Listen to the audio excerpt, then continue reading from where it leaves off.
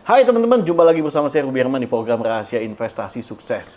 Nah, belum lama ini ada statement dari Bu Sri Mulyani. Katanya anak-anak muda di Indonesia bakalan sulit nih beli properti.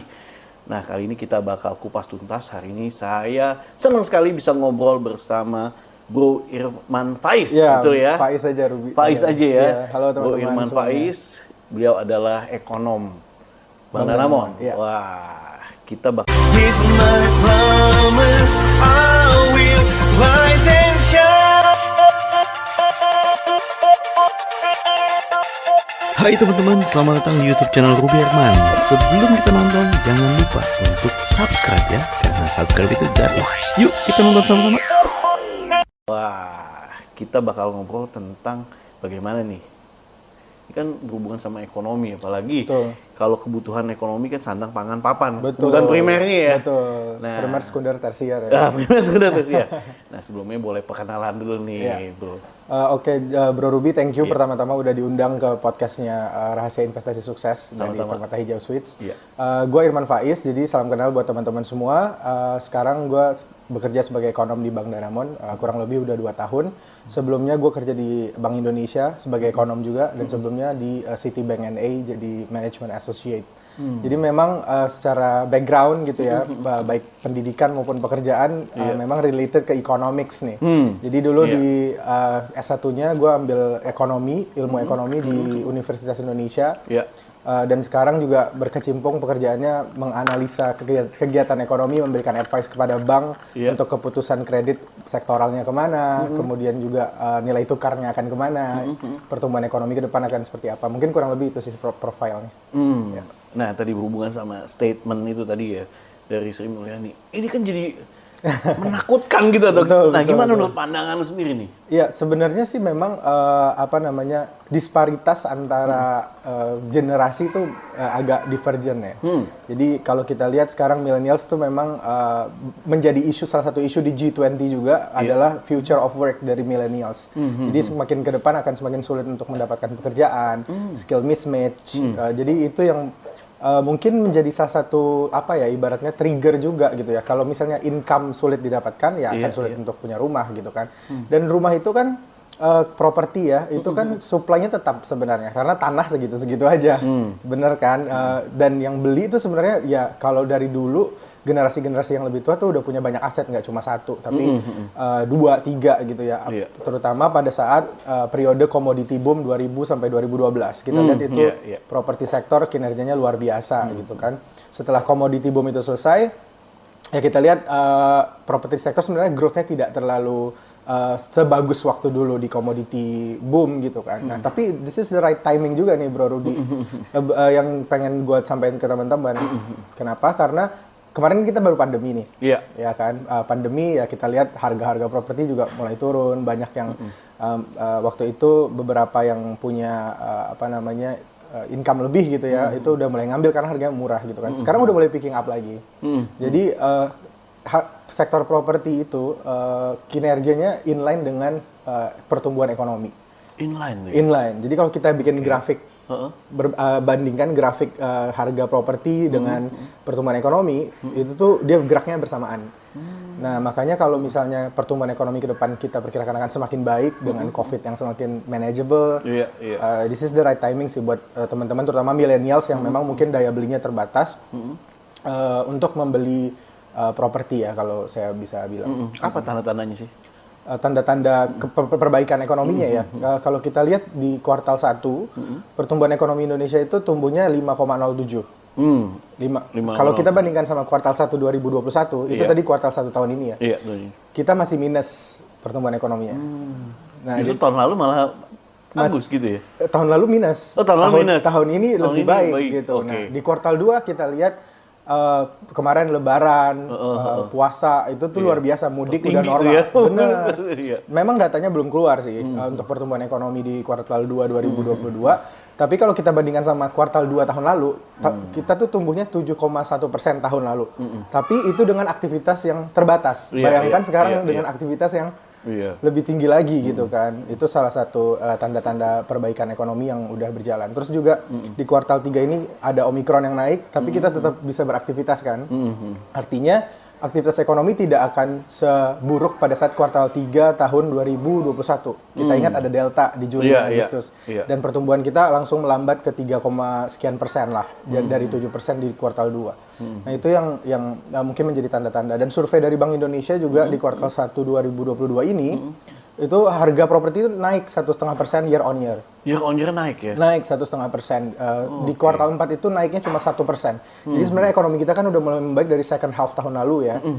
Ketika vaksinnya udah mulai, terus COVID-nya mulai manageable gitu kan. Nah ini kalau terus berlanjut trennya ya harusnya harga properti akan meningkat terus. Makanya tadi kalau kata Bu Sri Mulyani, akan ada kekhawatiran nih kalau harganya naik terus kan purchasing power-nya tidak bisa mengcover harga yang naik itu gitu kan. Nah justru kalau misalnya teman-teman punya dana yang siap untuk diinvestasikan di sektor properti, baik itu first home atau second home gitu ya. Ya, it's the right timing sebelum nanti makin tinggi lagi gitu. Oh, now is the right time gitu ya? Now is the right time untuk invest ke properti sebelum nanti makin tinggi lagi. Dari suku bunga gimana? Nah, suku bunga, sekarang Bank Indonesia masih mempertahankan suku bunganya di level 3,5%. 3,5%. Tapi kalau kita lihat di global, itu central bank dunia itu udah mulai meningkatkan suku bunganya.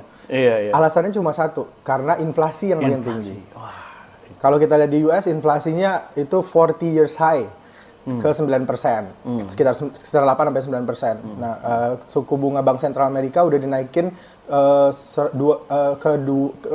perkiraannya ke 3,5% akhir tahun ini. Jadi highest ever juga. Nah, Indonesia nih it's about time aja nih.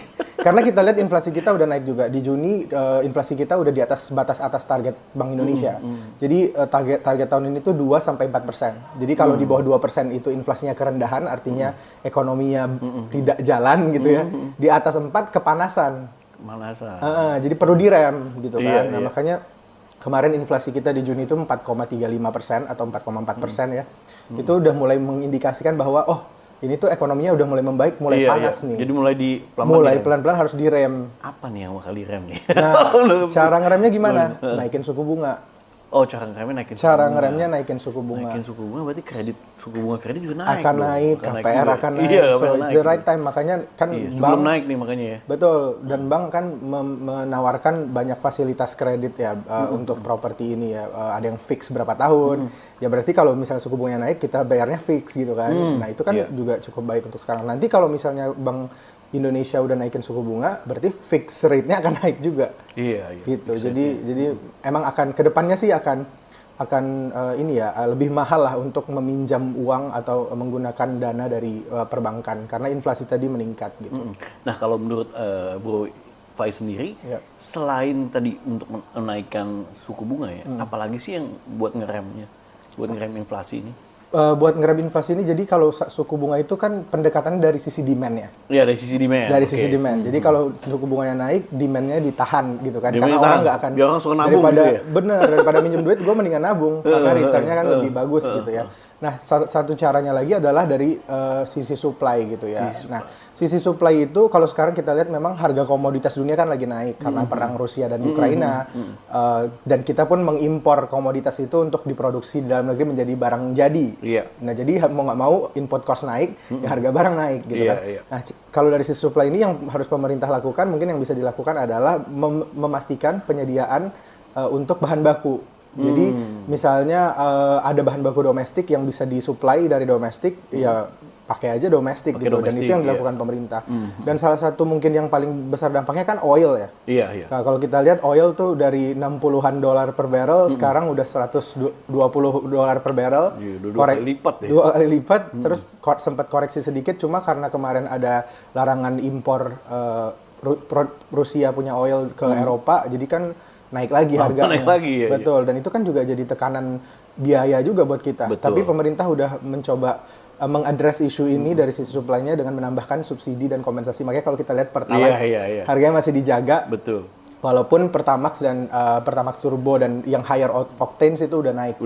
Tapi yang berdampak besar ke masyarakat dan produsen itu adalah yang RON 90 atau Pertalite. Makanya itu diusahakan dijaga dengan menambahkan subsidi dan kompensasi. Nah, itu salah satu cara pemerintah juga dan untuk limited yang bisa pakai. Menekan inflasi. Betul, sekarang dilimit kan. Dengan My Pertamina dan segala macam, ya. Jadi itu sih salah satu cara pemerintah buat dari sisi supply-nya ya. Jadi sebenarnya kalau kalau menurut pandangan Bapak sendiri sebenarnya kalau tentang properti sebenarnya milenial sebenarnya bisa aja untuk membeli properti ya. Cuman nih itu aja yang perlu dipersiapkan ya. Betul. Sekarang kan juga udah banyak macam-macam produk pembiayaan ya. Jadi jadi biasanya bank itu kan terkenal dengan sebagai institusi yang sangat hati-hati ya, karena dia highly regulated kan, ada OJK dan Bank Indonesia yang mengawasi supaya kalau ada apa-apa dampaknya nggak sistemik ke ekonomi. Nah, sekarang itu untuk segmen millennials itu banyak keringanan-keringanan. Jadi biasanya debt to income threshold-nya untuk yang normal itu kan biasanya 30-40% baru di-accept kreditnya.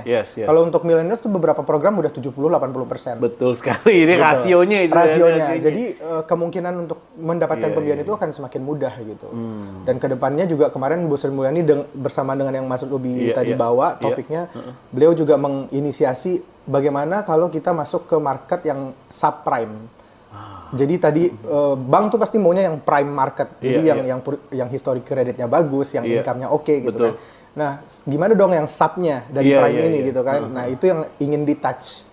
Jadi termasuk millennials yang baru kerja, yang tidak punya record kredit. Jadi itu yang expand di market segmen itu gitu. Nah, kita nggak tahu sih ke depannya kebijakannya akan seperti apa, tapi itu yang bakal disentuh ya. Arah ke sana tuh udah ada. Jadi cuma memang bukan tanpa resiko ya, karena kan 2008 krisisnya kita ingat karena subprime mortgage di US. Jadi mungkin itu masih digodok lah, tapi intinya pemerintah pun udah melihat isu ini dan kedepannya mungkin akan semakin mudah akses pembiayaannya ya. Tapi kalau misalnya memang punya amunisi sekarang, why not? Karena pasti harga nanti udah naik, suku bunga udah naik, jadi cost of borrowing juga untuk meminjam uang juga jadi lebih mahal kan. Jadi lebih mahal, itu jadi terseleksi lagi ya. Iya. Nah, sebenarnya banyak yang terjadi di kalangan anak muda itu kan biasa ya menggunakan kredit, misalnya kartu kredit, terus pinjaman online dan lain-lain. Jadi faktornya pengaruh sama BI checking nih. Iya betul. BI checking jadi jelek gitu kan, ya, bisa call 3, call 4, sampai call 5. Call 5 ada yang kayak udah kayak jadi karakter gitu kan. Nah, menurut Mas Faiz sendiri akan menuju ke situ nggak? Pemerintah akan melihat situ juga nggak sih? Kalau menurut saya itu kan itu masalah ini ya, apa namanya? Regulasi untuk kredit. Ya memang itu harus ya, karena kan men-screening itu filter. Nah, cuma masalahnya bagaimana kita bijak dalam menggunakan uang kita gitu kan sebagai millennials. Jadi memang karakter millennials tuh konsumtif ya gitu, mostly konsumtif. Jadi memang kalau misalnya kita pengen invest gitu ya, itu harus dibenahi dulu sih sebenarnya. Beresin dulu itunya sebenarnya. Jadi mungkin itu juga yang menjadi salah satu faktor yang Bu Sri Mulyani bilang kenapa makin susah, juga mungkin spending behavior ya. Spending behaviornya. Tapi itu kan balik ke individu masing-masing lagi. Jadi memang agak sulit sih kalau itu tuh emang filter utama sih sebenarnya. Tapi mungkin lebih ke potensial ke depannya, misalnya income-nya kecil gitu, harusnya dia nggak bisa masuk prime market, jadi sub gitu kan. Nah itu yang mau di-touch juga. Tapi kalau history kredit harus dibersihkan dulu tetap. Oke. Nah mungkin Mas Faiz ada sarannya nih buat para milenial gimana nih manage keuangan dan ekonomi. Ya, saya banyak berkutat di isu makro ya, tapi mungkin saya dari sisi personal saya sendiri gitu ya. Sebenarnya basic ekonomi aja sih. Jadi kebutuhan apa dulu? Primer, sekunder, tersier itu kan sebenarnya udah priority list gitu ya. Jadi kalau misalnya kita udah penuhi primer kita, sekunder kita, baru kita tersier gitu. Jadi makanya kalau saya tuh spend boleh, pakai kartu kredit boleh, tapi hati-hati. Hati-hati ya. Boleh spend lebih besar pada saat-saat tertentu, tapi make sure nanti ada income flows yang bisa nutupin.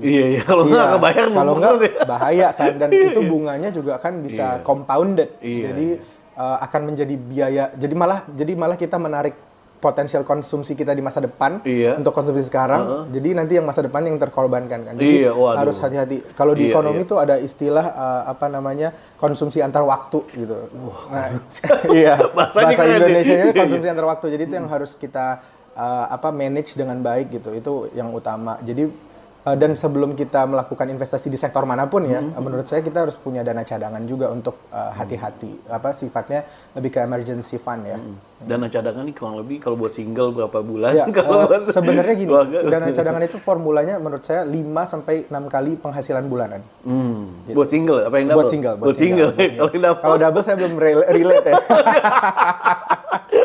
Tapi intinya adalah per orang kali ya. Mungkin per orang segitu. Jadi supaya kecuali nanti teman-teman ada bayar premi asuransi gitu. Jadi beda lagi karena bisa di cover asuransi kan. Iya. Tapi at least menurut saya 5 sampai 6 kali penghasilan bulanan supaya kalau ada apa-apa gitu kan. Kayak misalnya beli apa gitu, tiba-tiba kita sakit gitu kan. Nah, itu kan bisa yang mungkin sistemnya reimbursement di asuransinya. Iya. Bisa kita cover dulu. Iya. Jangan sampai pokoknya sekarang soalnya semenjak pandemi terutama ya, itu tren investasi terutama di sektor keuangan untuk saham kan meningkat. Tapi banyak yang belum literate. Oh, iya. Jadi sayang iya, sekali gitu kan, banyak yang tertarik ke pasar keuangan, Iya. tapi karena belum punya Basicnya. knowledge dan ini yang cukup, jadi sembarangan masuknya, uangnya hilang, tapi mereka juga nggak punya emergency fund. Emergency gitu. fund, mungkin asuransi juga mungkin masih Betul. ada juga yang nggak ada gitu ya. Betul. Jadi malah depresi dan segala macam kan Iya, iya. bahaya ya. Nah, kalau gitu mesti ikutin nasihat dari Mas Faiz. Mesti punya dana darurat dulu sebelum Iya, investasi betul. ya. Sama asuransi juga ya. Betul. Nah, itu yang penting, baru tuh nanti siapin buat mungkin mau investasi, entah itu properti, entah itu saham dan lain sebagainya. Oke, nah Mas Faiz, ini tempatnya keren banget nih di Iya, sini. iya, betul. Saya juga impress nih dengan Iya. Permata Hijau Suites. Nah, kenapa nih Mas Faiz suka di sini nih dan ambil di sini? Oke, kalau saya sih preference orang kan beda-beda ya. Kalau saya melihatnya, pertama yang paling penting saya lokasi sebenarnya. Lokasi. Jadi sebenarnya tadinya saya mau mencari unit rumah gitu ya. Tapi kan kita tahu untuk rumah harganya tadi makanya Bu Sri Mulyani bilang mungkin milenial sulit punya rumah karena mungkin rumah yang landed itu udah jauh gitu ya. Dan saya merasa karena saya harus setiap hari work from office, jadi saya cari yang deket gitu. Nah itu saya udah lihat-lihat tempat lain juga gitu ya. Dan baru Permata Hijau Suites lah yang saya makanya bilang ke marketingnya waktu itu, saya suka tagline-nya. Nyata dekatnya. Nyata dekatnya. Betul. Oke. Karena memang nyata dekatnya, 2 Iya, kilometer dari pusat bisnis dan pusat administrasi inilah ya. Dari Sudirman gitu ya. Dari kantor saya pun di Kuningan juga nggak jauh-jauh banget lah, bisa kayak 20 sampai 25 menit gitu. Jadi beda kalau misalnya kita tinggal di luar Jakarta. Itu yang pertama menurut saya.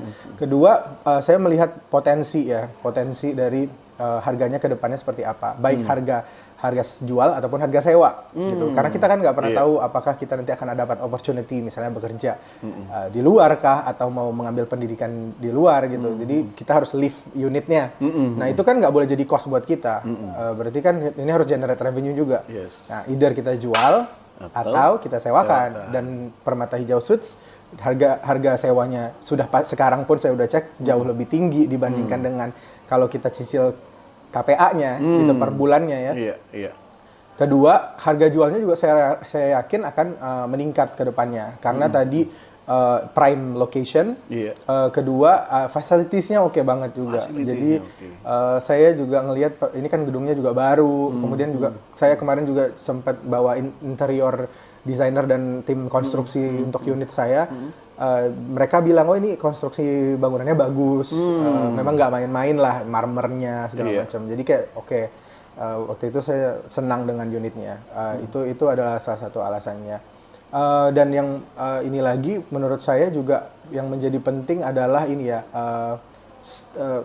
community. Jadi kalau kita nyari rumah kan, kita lihat dong tetangganya, neighborhood-nya seperti apa gitu. Dan Permata Hijau Suites ini mostly expat dan millennials. Jadi it will be great kalau misalnya kita punya lingkungan yang kita bisa sharing views, kita sharing opportunity. Kita nggak pernah tahu nanti kita misalnya nge-gym ketemu siapa, ngobrol ada opportunity business atau opportunity banyak yang kita nggak bisa expect lah gitu ya. Jadi menurut saya itu sih 3 hal utama yang membuat saya tertarik ke Permata Hijau Suites. Wow. Nah, kalau fasilitas paling suka fasilitas apa yang di sini? Iya, kalau saya paling suka di sini sebenarnya poolnya. Karena saya suka renang, jadi poolnya di sini bagus gitu ya. Dan juga poolnya sendiri itu beda sama apartemen yang lain. Saya sekarang juga menyewa apartemen ya. Jadi sebelum beli saya nyewa apartemen nggak sebagus itu lah gitu. Iya. Jadi kalau relatif ya kita bandingkan tentunya terhadap harga ya. Jadi apa yang kita bayarkan dan apa benefit yang kita terima. Cost relative to benefitnya, menurut saya benefitnya jauh lebih tinggi sih. Wow. Gitu. Ini statement dari ekonom. Benefitnya lebih tinggi daripada uang yang dikeluarkan gitu ya, mantap. Nah, Mas Faiz sendiri sebagai seorang ekonom ini kan juga udah terbilang udah senior nih ya, dan banyak sharing tentang pandangan di dunia ekonom ya. Nah, apa yang menjadi rahasia suksesnya Mas Faiz nih sebagai seorang ekonom nih? Mungkin kalau untuk ekonom itu kan pekerjaannya sangat harus up to date ya. Today. Karena dinamika ekonomi global maupun domestik itu berlangsungnya cepat, Mas Ruby. Jadi makanya saya tuh selalu berusaha update diri saya dengan informasi apapun gitu. Karena satu informasi itu bisa membuat pergerakan variabel ekonominya berbeda. Kayak misalnya kemarin Shinzo Abe, former Prime Minister Jepang tiba-tiba ditembak. Tiba-tiba, itu yennya yang tadinya levelnya stable itu langsung spike gitu kan. Nah itu kan jadi kita harus update gitu. Jadi kita tahu langkah apa yang harus kita lakukan berikutnya. Dan itu yang saya terapkan selalu sih di dalam hidup saya selama ini gitu ya. Jadi saya berusaha up to date, berusaha terus belajar lah gitu ya, supaya kita bisa melihat tren apa sih ke depannya yang apa namanya menarik dan ada opportunity di sana gitu. Jadi dimanapun, mau di pekerjaan, mau di pertemanan, mau di keluarga gitu ya, itu yang saya tekankan sih ke saya gitu. Jadi berusaha untuk up to date dan terus belajar gitu. Wah, berusaha untuk up to date dan belajar. Yeah. Bro Faiz, thank you so much ya. thank you so much Mas sudah Ruby. sharing. Wah, Thank ini you, bro. ilmunya mantep banget. Daging kalau bahasa ilmunya daging. Semoga juga bisa bermanfaat buat teman-teman yang nonton dan segala macam manage keuangan dan lain-lain bisa teman-teman bisa terapkan. Sekali lagi thank you so much ya Bro thank Faiz, you. sukses It's nice ya. meeting you dan teman-teman Nice meeting you. semua. Yes. Demikian teman-teman bincang-bincang saya bersama seorang ekonom yang luar biasa, Mas Irman Faiz. Semoga bermanfaat. Sampai jumpa di Rahasia Investasi Sukses selanjutnya. Bye-bye. Bye.